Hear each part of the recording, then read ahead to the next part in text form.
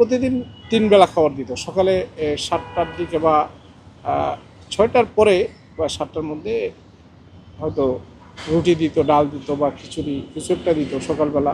আবার 12টার পরে ভাত দিত, আর হলো সন্ধ্যার পরে ভাত দিত। এই হলো খাবার। আমাকে নিয়ে গেল 5ই ডিসেম্বর সন্ধ্যার পরে, আমাকে ছাড়লো হলো 3 তারিখ রাত্রে, ফেব্রুয়ারি 2014 সালের ফেব্রুয়ারির 3 তারিখ। শাহিনকে 20শে ডিসেম্বর যখন ছেড়ে দেয়, তখন পর্যন্ত আমাদেরকে যেই রুমে নিয়ে টর্চার করলো সেই রুমের সামনে পর্দা দিয়ে রাখা হতো। শাহিন যাওয়ার পরে পাশে আমাকে একটা রুমে রাখলো, এটা খুব ছোটো রুম, যেহেতু আমরা ঠিক চোখে দেখতে পারতাম না, চোখ তো বন্ধ থাকতো সব। ওখান থেকে যখন নির্বাচন শেষ হলো তখন নিচে আরেকটা রুমে নিয়ে গেল।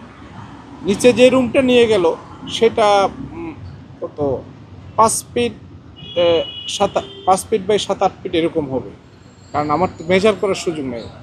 তো ওখানে একটা বাথরুম ছিল অ্যাটাচড। তো ওই রুমের পাশে আর একটা রুম ছিল আমাদেরকে। তখন ওই রুমে একটা সুবিধা ছিল, জানালাটা খোলা থাকতো, বাইরে দিয়ে লক থাকতো।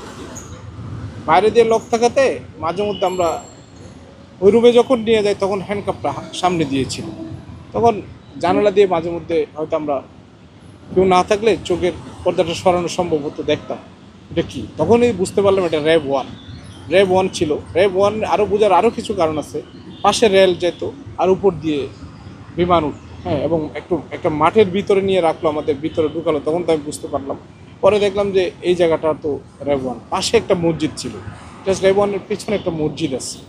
হ্যান্ডকাপের সাথে একটা ক্রেনের যেই আংটা সেটা দিয়ে লাগাই দিল। এটা লাগানোর পরে আমি একটা সুইচ দিল, ওরা একটা সুইচ দিল। সুইচ দেওয়ার পরে আমাকে মাটি থেকে উপরে উঠে নিল, ক্রেন আমাকে মাটির উপরে নিয়ে নিল।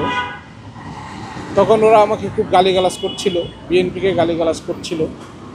তখন ওরা আমাকে 2 জন, আমি তো আর দেখছি না কারা, আমার চোখ সেই অবস্থায় আমার চোখ বন্ধ ছিল, মানে একটা কাপড় দিয়ে চোখ বেঁধে রাখছে।